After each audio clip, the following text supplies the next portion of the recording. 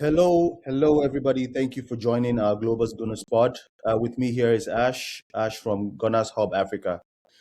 Today, we're going to be reacting to the game Arsenal at the Emirates versus Crystal Palace. Uh, what a game of football!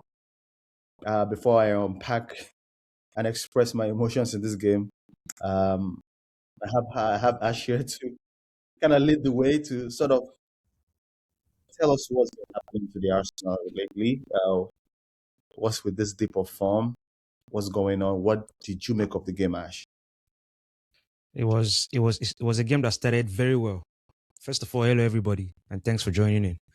Um, Thanks for having me again, Diego. It Of was a course. game that started very well. Started very well. The intensity we talked about over the weekend. We saw it today in the Mhm. first half. You get Right. me? It was going very well, but I don't understand how you have up to 12 shots in the first half and you can't convert one. Yes, the keeper had a good game today. No doubt. The keeper was immense in the first half, but we had some chances that just is simple to bury chances. I don't know if you get me. Yeah. Martinelli was having a good game in the first half, running channels. I was beginning to wonder, is this Martinelli or this is somebody else? You Yeah. get me? And Yeah. Martinelli alone created 5 chances in the first half. 5. Nobody could bury one. You get me? See, oftentimes we go for this manager, we go for Mikel Arteta. You get me? Like we go for him, but sometimes players help managers. Right. Players help managers, and I watched the game today. I watched the first half, and I told myself that if we don't score in the first half, the game will be even in the second half. Crystal Palace gave you respect in the first half. They respected us in the first half. They allowed us play our game, but in the second half, it all changed. You understand? Yeah. The Anyway, You have yeah, something to say? I Okay. hear you. Yeah. I hear you, Ash, and I think there's a delay in the transmission sometimes, I think. Can you hear me? Yeah, I can hear you very well. Okay. So, yeah, quite rightly said. I can't take or add to what you just said. Honest to God, when I thought about this game yesterday, yes, we are supposed to do a preview, but due to unforeseen circumstances, we couldn't. When I Yeah. looked at this game yesterday and when I just kind of had a solo discussion about the game in my head, I just felt this was going to be a comfortable win. There are different factors why we should have won this game. One, they have injury issues. Mateta today didn't look like himself. Mateta is currently nursing a knee injury. Munoz is out. Ismail Assar has joined Senegal for the AFCON. So in this game, I would expect that with almost all our players back, that we had an up chance. Not only that, we are playing at home at the Emirates. We have our fans. We also would have drawn strength from playing from home. Yeah. All right. So I sincerely do not understand how we couldn't convert one chance, like you said. First half alone, like you said, Martinelli created a plethora of chances. Jesus missed a lot. Noni Madueke missed a lot. Martinelli himself missed a lot. Like we were just missing chances upon chances Exactly. as though Yeah. winning is guaranteed. The fact that we're playing at home does not guarantee a win. The fact that we're top on the table in the Premier League and Champions League does not guarantee that a Crystal Palace side, who is not a bad side by any stretch or by any chance, would just keep being bad in the first half. It was like they were playing -3 men in the first half. Yeremi Pino was out of touch. Mateta, like I said, was not himself. Nketiah, our guy, was not himself in the game. So that was an opportunity for us to punish them. And we missed all those chances, letting them back in the second half. It is very disheartening that, it's come to the part where we can't even score goals to win a game. The goal that we finally scored in the second half was an own goal. So let me ask you, what do you think went wrong? Did you have any issues with the lineup? Because for me, I thought the lineup was perfect for this game. I think we all expected this lineup after what we saw during the weekend. You can hear me, right? Yeah, I can hear you. We all expected this lineup after what we saw during the weekend. We all expected Eze to start. I expected Merino to start alongside Norgard. I expected Jesus to lead the line. I expected Madueke and Right. Martinelli to start. But from what I saw today, I will tell you one thing. Gabriel Jesus is still Gabriel Jesus. I don't know if you get me. See, Gabriel Jesus in your team, I get you you. will create a lot of chances with Gabriel Jesus in your team. You will play fluid football. You play a very swift and attacking football, but you know the problem? Difficulty to finish. Right. Now, the difference, what I just saw today was that with Gabriel Jesus, we're fluid, we're fast, we're quick. You know, he was running channels, empty spaces, coming back, dropping deep, beating his man. But again, we could not finish. And then when we play with the other striker, Victor Gyökeres, we struggle to create. So it's looking like, how do we fix this? I don't know if you get me. Like, where do we come and say this is the missing piece? You get me? Like, when do we get? What do we think is? You see, it's very easy for us to point fingers. I could, in in the second half of the game, I was wondering, is this Arteta's undoing? Is there something? But on the contrary, the game in the first half was fluid. Before we, get to the final piece of this conversation, I wanted to ask you about Eze. I practically watched him today, and I was still not impressed. Did you see any glimpse of hope, in today's game, that Eze is the guy that would sort of, take over as a number 10 role? Because he sort of played a hybrid with Merino today in the number 10 role, where Merino had more of license of, dropping back and helping out Nogard, and also pushing forward. Whereas, we try to, play Eze in his much more uh, I'll say conversant position, like he did in Crystal Palace, Yeah, that left number 10 role. yes, So I would think that he would have a lot of, you know, a lot of fun playing today. Again, like I said, it's a depleted Crystal Palace squad. It's an opportunity for you to just sort of show why we got you. And to be honest, to be honest, I haven't really been impressed with Eze since we signed him. A lot of paper cracks, a lot of cushioning after the Tottenham Spurs game, but I still haven't been like sold this season. I don't think he's had, and it's been a decent, you know, sort of signing so far. But that electric, expeditious, tricky ball carrying expectation that I have of him, I haven't really seen. What did you make of his performance today? Did you do you think I'm wrong no, in my assessment? before, you're not wrong. Before I talk about his performance today, there's something that I always say in the group. I said Eze has not made it difficult for Mikel Arteta. I'm talking about Yeah, benching Martin Odegaard. He has not made it easy. He has not made it hard for Mikel Arteta.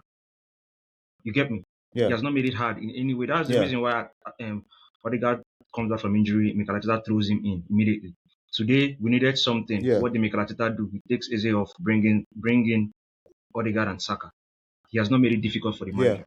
I watched him today and I told myself one thing. I said this brother's best position in this team should be as the left winger. He had fun today yeah, playing as the LCM. He was always drifting to the left side where he could actually take the ball, try to cut in. You get me? That was what he was doing today. yeah, I watched him today and I'm like, okay, this guy's best position in this team should be on the left wing. Because in the middle, he doesn't have so much space. You get me? He's not the Martin Odegaard that will drop deep to create space for himself. yeah. He's not the Martin Odegaard. You understand? So Talking about Martin Odegaard, yeah. Sorry if I cut you short. Talking about Martin Odegaard, were you also in the same shoes as me, being extremely frustrated with the number of touches Odegaard, please. I don't know if you ever listen to criticisms. We love you, right? But the only time you are allowed to have as many touches on the ball is when you drop deep. My brother, when you get to the final third or to the midfield, please release the ball on time. This is no longer funny. Since 2 years now in a stretch, I can't remember I can count how many good performances you've had in a game. Yeah. You don't assist, you don't shoot, you can't take on a man, you're always focused on the right-hand area. What is different about your game? What have you improved on? And we've had a lot of patience with you because obviously the injury kind of set you back. But whenever I watch Odegaard these days, and I'm a biggest fan of Odegaard, I'm growing in frustration because we play well when Odegaard plays well. When Odegaard does not tick, we are back in the food chain. And I say this because I'm growing in frustration as to, is this how we are going to campaign and win this season in terms of the Premier League? It doesn't look like we are ticking at this moment. And this is the worst time to lose form. After what you saw today, will you if you're Mikel Arteta, after what you saw today, will you ever rotate this much? Yeah. In the Carling Cup, it's very understandable why we rotate. The only time I'll rotate this much is in the FA Cup, to be fair. But remember, you have to manage the time and the load because right now, we do not know what's going on with our injury. So right now, we are trying to find a balance. You rather play and win in a scruffy way like this than to lose a man for 6 weeks when we're getting to January, the peak of the title challenge, right? So I totally do not have anything against this lineup today. But like you said in your introduction, the players failed Mikel Arteta. Yeah. And now we have 18 months left in his contract. Bro, if this guy does not win anything by summer, do you think the fans will be excited having him extend that contract? No. It doesn't make sense to extend it, if you ask me. So something I don't know what's going on, but since, if I can remember, way before the Aston Villa Wolves game, we have been bad. We have been scraping wins. We have been managing. Today, we didn't even score a goal, and we're now in the semi-finals playing Chelsea. If we don't fix up before Chelsea next year, we are probably going to be out in the semi-finals. We're probably going to lose to Man City in the table in the Premier League, and this is not the time. So my frustration is, as much as we're excited about proceeding to the semi-finals of the Carabao Cup, the lingering question is, what has happened to our form? Why do we have a dip in form? And until we look inwards, we're not going to make progress as a football club. I was arguing and I said today in the group, we do not deserve to get to these semi-finals. And people came for me. Why do you say that? Are you a Palace fan? I looked at a depleted team. I saw them play with heart, grit, and passion. Their top man, Sarr, is not available. Their number 9, Mateta, is playing with an injury. Yes. Munoz is out. Yes. Mateta and they still managed to give us a run for our money in our second half. Even when we brought it, this is exactly what happened against Chelsea game in the quarterfinal. When they brought in the big guys, they won by 2 goals or 3 goals to 1 against Cardiff. So why is it that when we bring our own guys, we're still taking extra touches and we're playing as though we're not serious people? It's frustrating, my brother. So this is why I'm happy we're having this conversation, because you're a bit more calm, so you probably balance me out. But I know that this is not sustainable for sure. And if we keep going like this, it's only a matter of time until we lose and we go down the spiral, which is something Arteta does not want in this stage of his career. Looking at this season, if you look properly at this season, if you look through our score lines, the Champions League, except the Champions League, if you look through, I'm talking about the Premier League, we've blown teams away just 3 times. Yeah. We blew Nottingham Forest away, we blew Leeds away, and we blew Tottenham away. Those are the 3 teams we've blown away this season. The rest scoreline, you see 1-0, 2-1, 1-0, 2-0, 2-1.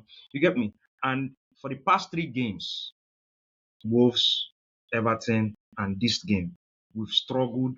Wolves, 2-1. We didn't even score. Against Wolves, we didn't score.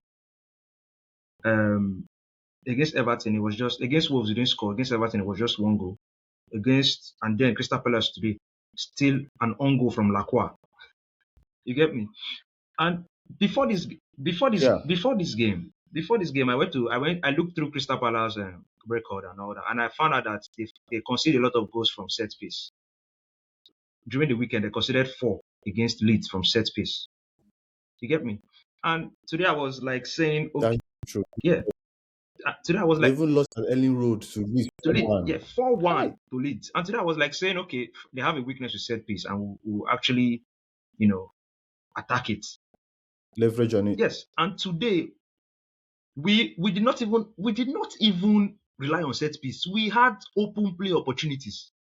I was surprised. Open A play lot. opportunities. And how did we score? Set piece. So this is what I've been saying. This thing have been going on all season. Remember when rival fans used to call us set piece FC and the whole set piece ole ole thing? It has been Yeah. going on all season.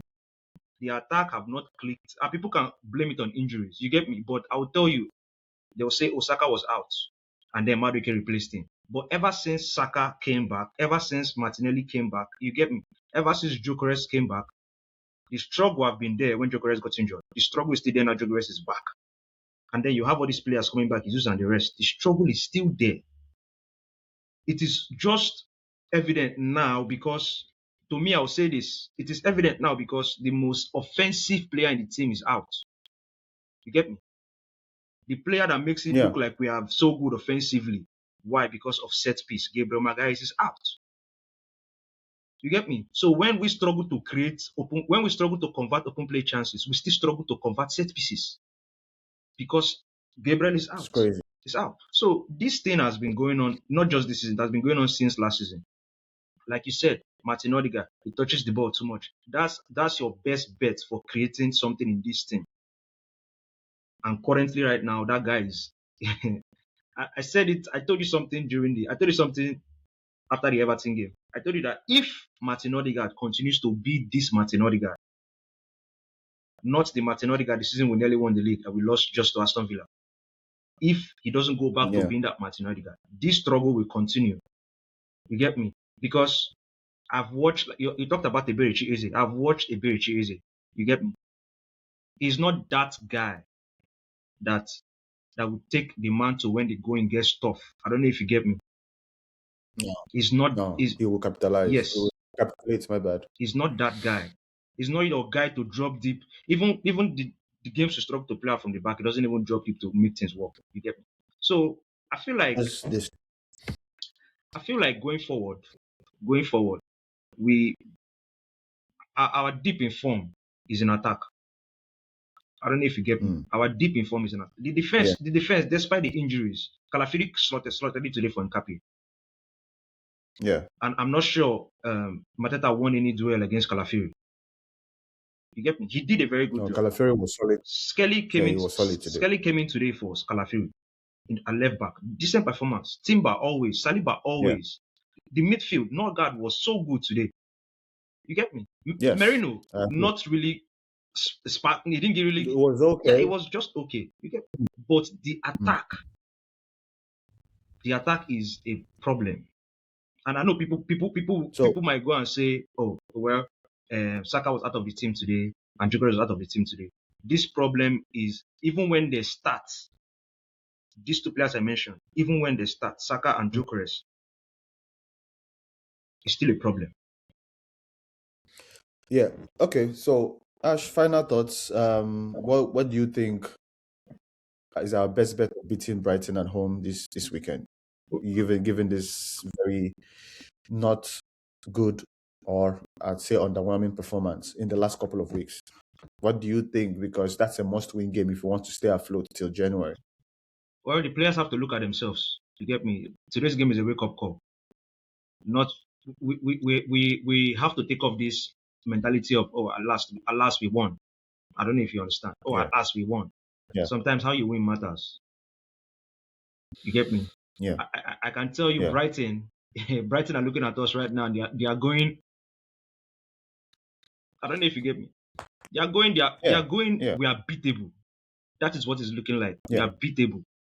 You understand? Because going into that Brighton game, go back to the basics. The defense line can stay the same, because I don't know if Nkapie will be ready or Gabriel will be ready. But I heard he and Kai Havertz are back and training. But I don't know if they'll be ready for that game. The back line can stay the same. The midfield, go back to the basic. You get me? The Zubimendi, Rice, and Odegaard. Bring the Trossard, Gyökeres, Saka. Let's let's look at converting chances. You get me? Yeah. Yeah, you're right. I think because of time, I like to keep these videos, Yeah, very sure. short, but because of time, I'll just say um, hmm, we are grateful for, still finding ways to, skate or screed over the line. I mean, it's better to be in this position of a W, and then while looking in retrospect to performances and going over the videos to see things that you can improve on. There's a lot of things that needs to be improved on, and I can only imagine how much Ateta is impacting in training that's still not being replicated in the field. Something has to give. Nobody should. Nobody has the primary or the autonomy of starting a game. If you're not performing, please sit on the bench. And another thing, Now that our player, I would like to see Eze on the left wing this weekend. yeah, yeah, that can happen. So like you said, let's go through the basic. Noni, please stay after training to learn how to shoot. Spend time. If you can improve that game, I bet you it will be a dilemma for Teta to see who he's starting on that right, because that's the only thing that we're missing in your game. Eze, your own is to run round and round and round and round. Baba, release the ball. You know, play common passes, play forward Yeah, football. forward At the football. end of the day, there's a lot to change.